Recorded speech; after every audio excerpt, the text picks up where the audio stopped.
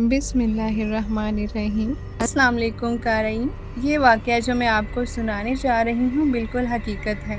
یہ میرے چچا زاد کے ساتھ پیش آیا۔ آئیں اسی کی زبانی سنتے ہیں۔ میرا نام ہارون ہے اور میں فیصل آباد کا رہنے والا ہوں۔ ہمارا علاقہ شہر سے تھوڑا دور ہونے کی وجہ سے سہولیات زندگی یہاں کم ہیں۔ میٹرک کے بعد میں لاہور آ گیا اور ایک کالج میں داخلہ لے کر اپنی پڑھائی کرنے لگا۔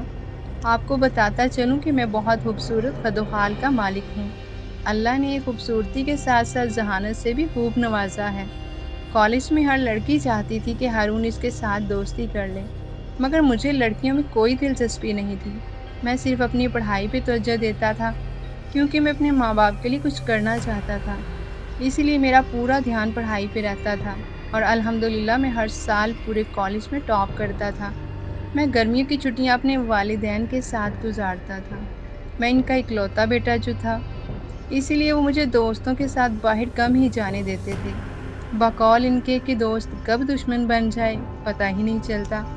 اسی لیے میں جب بھی چھٹیوں میں گھر آتا میرے دو ہی کام ہوتے: سارا دن ماں باپ کے ساتھ گزارنا اور رات کو چھت پہ جا کے اپنی پڑھائی کرنا۔ اس بار جب میں چھٹیوں میں گھر آیا تو معمول کے مطابق رات کا کھانا کھانے کے بعد چھت پر چلا گیا۔ ہم گاؤں کے سارے لوگ رات کا کھانا جلدی ہی کھا لیتے ہیں۔ خیر، آج موسم بہت خوشگوار تھا۔ ٹھنڈی ٹھنڈی ہوا چل رہی تھی، آس پاس کھیت تھے، اسی لیے ہوا میں کسی نہ کسی فصل کی خوشبو آ رہی تھی۔ آج چاند بھی اپنے جوبن پہ تھا۔ چاند کی 14 تاریخ تھی اور ہلکے ہلکے بادل بھی چھائے ہوئے تھے۔ جب بھی چاند اپنے جوبن پہ ہوتا میں اس کو ٹکٹکی باندھے دیکھتا رہتا، اور چاند کی روشنی اور آج کا موسم دونوں مجھے ہوش و حواس کی دنیا سے بیگانہ کر رہے تھے۔ آج موسم کی وجہ سے میرا پڑھائی کرنے کا دل نہیں کر رہا تھا۔ کبھی کبھی کوئی بادل کا ٹکڑا چاند کے آگے آتا تو ایسا لگتا جیسے کوئی حسین دوشیزہ نقاب اوڑھ لیتی۔ میرا آج کمرے میں سونے کا دل نہیں کر رہا تھا، تو چارپائی اٹھا کر باہر لے آیا اور اس کو بچھا کر لیٹ گیا۔ میں نے پرسکون موسم کو محسوس کرنے کے لیے اپنی آنکھیں موند لیں۔ ابھی کچھ وقت ہی گزرا تھا کہ مجھے چوڑیوں کی کھنک کی آواز آئی، اور پھر ساتھ ہی جیسے کوئی پائل کھنکا رہا۔ میں اپنا وہم سمجھا اور آنکھیں بند ہی رکھی۔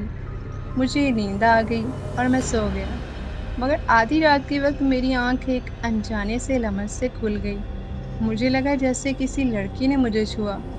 مجھے لگا میں نیند میں ہوں، شاید میرا وہم ہوگا، مگر پھر کسی نے میرا نام پکارا: ہارون، ہارون اٹھو نا۔ میں نے دیکھا کہ میری چارپائی کے سرہانے والی سائڈ پہ ایک بہت خوبصورت لڑکی کھڑی ہے، جس نے چوڑیاں پہن رکھی ہیں۔ چاند کی روشنی میں وہ ایک پری ہی لگ رہی تھی۔ لڑکی کو دیکھ کے پہلے تو میں گھبرا گیا کہ یہ کون ہے اور یہاں کیا کر رہی ہے۔ اگر کسی نے دیکھ لیا تو خواہ بدنامی ہو جائے گی۔ میں نے اس لڑکی سے پوچھا: آپ کون ہیں اور آپ کو میرا نام کیسے پتا، اور آپ یہاں کیا کر رہی ہیں؟ میرے بکھلائے ہوئے لہجے میں ایک ساتھ میرے اتنے سوال سن کر وہ لڑکی کھلکھلا کر ہنسنے لگی، اور وہ ہنستے ہوئے اتنی پیاری لگ رہی تھی کہ میں کھو سا گیا اور بت بنے اس کو دیکھتا رہا۔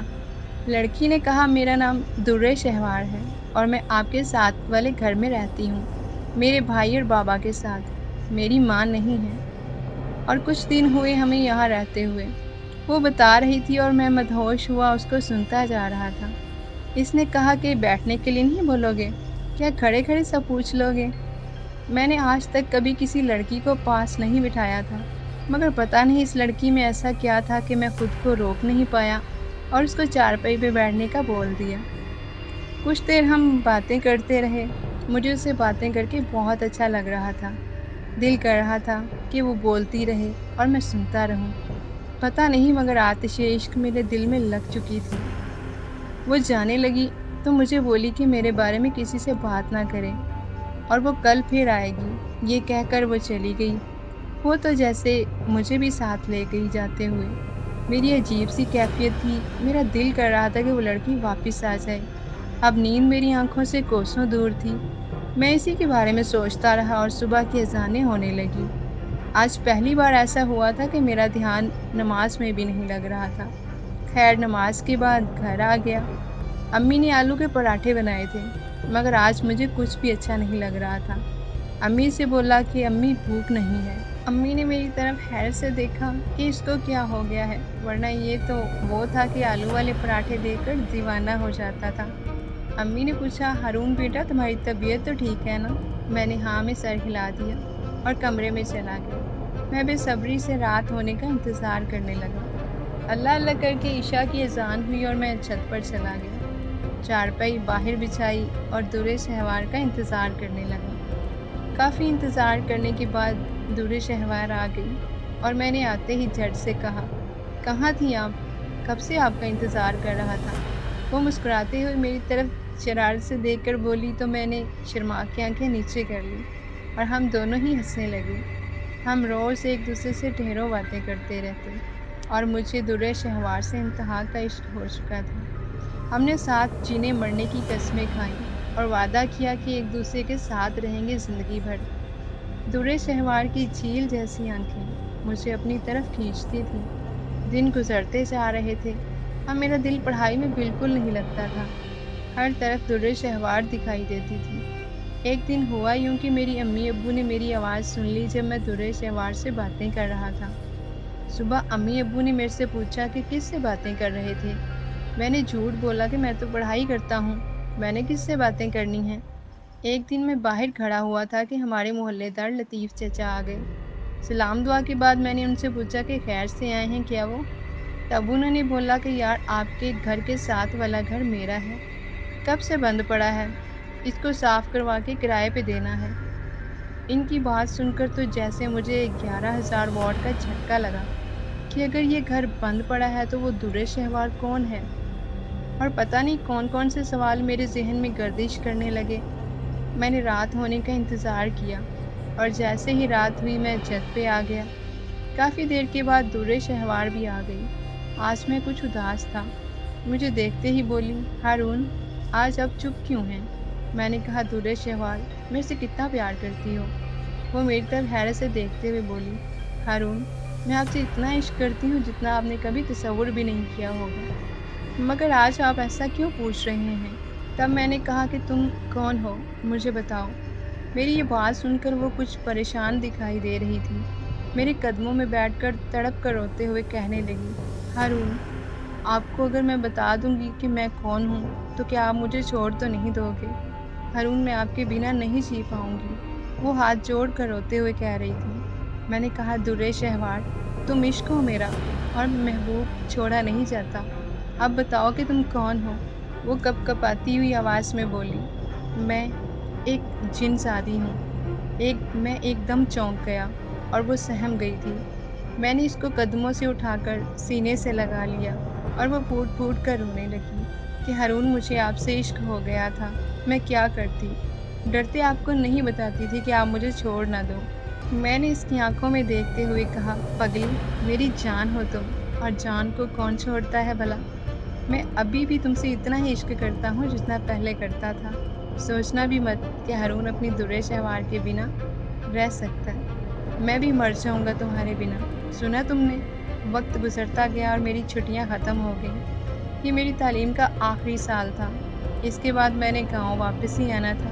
میں نے واپس شہر آنا تھا۔ درِ شہوار میرے سے لپٹ کر بچوں کی طرح روتے ہوئے کہہ رہی تھی، ہارون مت جاؤ اپنی جان کو چھوڑ کر، مت جاؤ ہارون پلیز۔ میں نے اس کو سمجھایا کہ میں واپس آؤں گا اور تم سے شادی کروں گا، تم بے فکر رہو۔ خیر میں نے اس کو حوصلہ دیا اور وہ مان گئی۔ میں شہر چلا گیا۔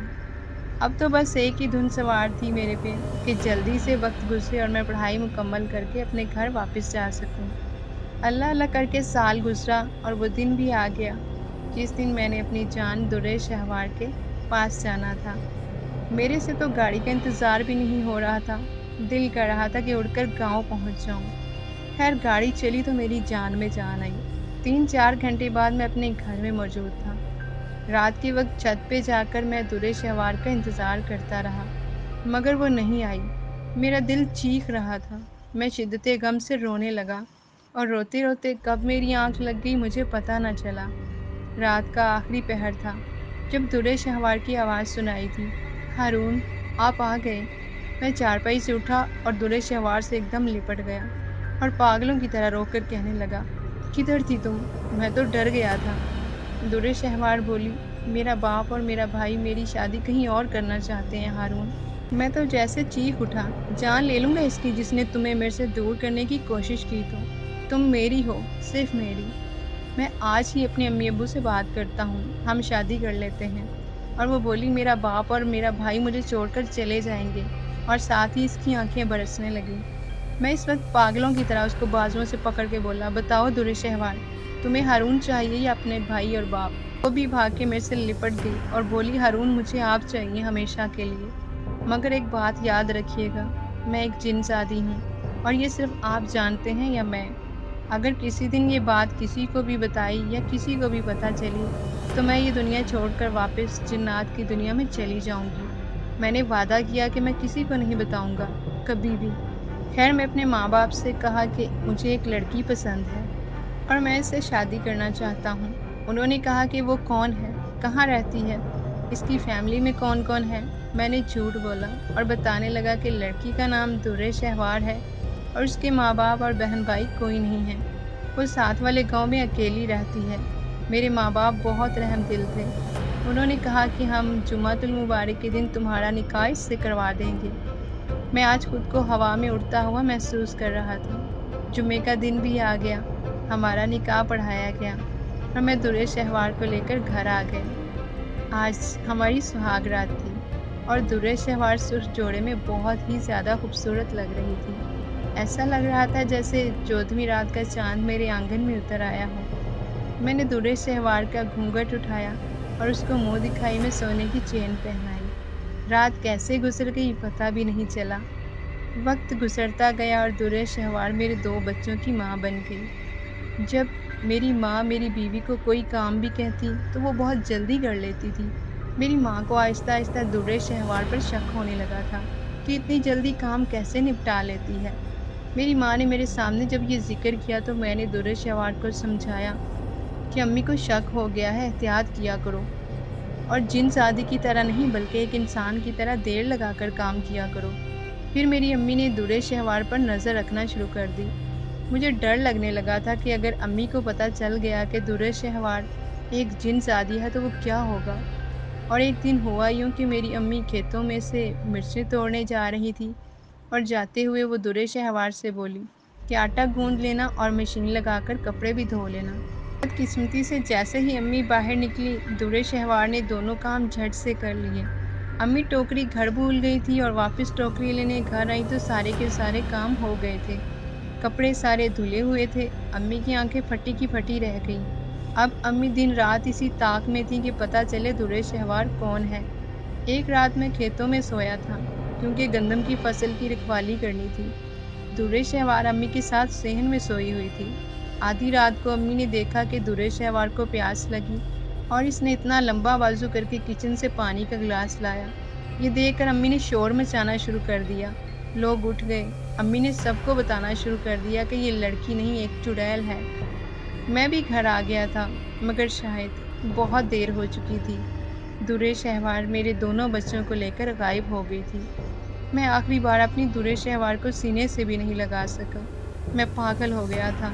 मैं चीख-चीख कर पुकारता रहा, दुर्रे शहवार आ जाओ, अपने हारून के पास, मत जाओ।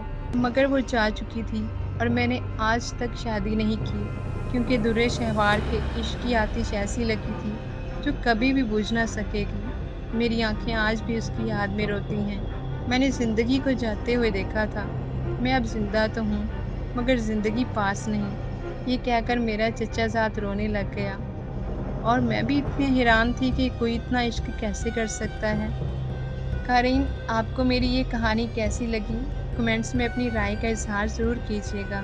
इंशाअल्लाह एक नई सच्ची कहानी लेकर आपकी खिदमत में हाज़िर होंगी। अपना ख़्याल रखिएगा। अल्लाह हाफ़िज़।